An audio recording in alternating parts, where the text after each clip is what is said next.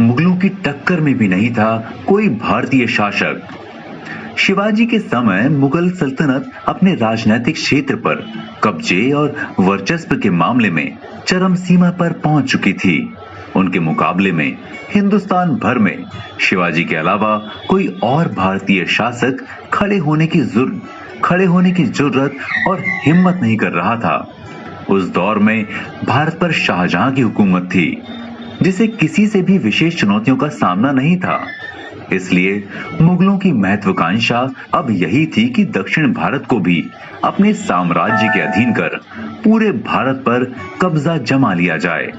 मुगल अपने कदम पीछे खींचते भी तो क्यों, यहाँ शिवाजी के अलावा कोई उनके मुकाबले में खड़ा होने वाला भी नहीं था, जो अभी बचपन और बेबसी के दौर से गुजर रहे थे।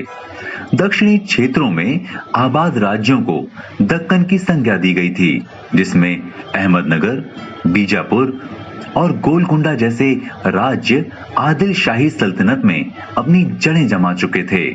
अहमदनगर में निजाम शाही वंश के शासक राज करते थे, बीजापुर में आदिल शाही हुक्मरानों का शासन था, तो गोलकुंडा में सुल्तान कुतुब अल मलिक के वंशजों का राज कायम था। बीजापुर के राजाओं को आदिल शाही कहा जाता था और गोलकुंडा को कुतुब शाही का नाम दिया गया था, जो स्थानीय जागीरदार द्वारा चलाए जाते थे। उनके आदेशों का पालन करना वहां की प्रजा के लिए नितांत आवश्यक था।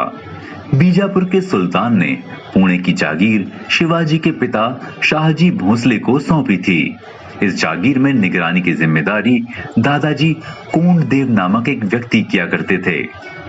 एक दिन कोंडदेव नन्हे शिवाजी को लेकर सैर पर निकले। चहलकदमी के दौरान शिवाजी महाराज की नजर पुणे शहर में स्थित एक खूबसूरत किले पर जा ठहरी और उन्होंने दादाजी से आखिरकार पूछ ही लिया, दादाजी ये किला किसका है? दादाजी ने उत्तर दिया कि ये किला तोरण का है, जिसका संबंध बीजापुर के सुल्तान आदिल शाह से है। ये किला उन्हीं के अधीन है। दादाजी का उत्तर सुनकर बाल शिवा हैरान और परेशान हो गए। उन्हें समझ कुछ भी नहीं आ रहा था। उन्होंने झट से पूछा, जब पुणे की ये जागीर हमारे नाम है तो फिर इस किले का संबंध आदिल शाह से क्यों है? दादाजी कोंडदेव ने बाल शिवा को स्पष्ट लहजे में समझा दिया था कि मुगल साम्राज्य आदिल शाही सल्तनत में किसी जागीर का मतलब ये बिल्कुल भी नहीं है कि उन पर हमारा स्वामित्व या मालिकाना हक है, बल्कि हम लोग स्वयं एक संरक्षक की हैसियत से इन जागीरों की केवल देखभाल कर रहे हैं। कुछ बुद्धिजीवी और इतिहासकारों का मानना है कि दादाजी कोंडदेव शिवाजी के गुरु थे, लेकिन उनमें से अधिकतर लोगों की ये मान्यता भी है कि दादाजी कोंडदेव की भूमिका किसी गुरु की नहीं थी, बल्कि वे स्वयं आदिल शाही सल्तनत में किसी एक विशेष जागीर के अधिकारी थे। इस सिलसिले में प्रसिद्ध इतिहासकार शिवरत्न शेट्टी का कहना है कि कोंडदेव के शिवाजी महाराज के गुरु या प्रशिक्षक होने या ना होने से जुड़े सवाल पर महाराष्ट्र में दो मत प्रवाहित हो रहे थे। शिवाजी महाराज बचपन में बेंगलोर से निकलकर पुणे में बस गए थे।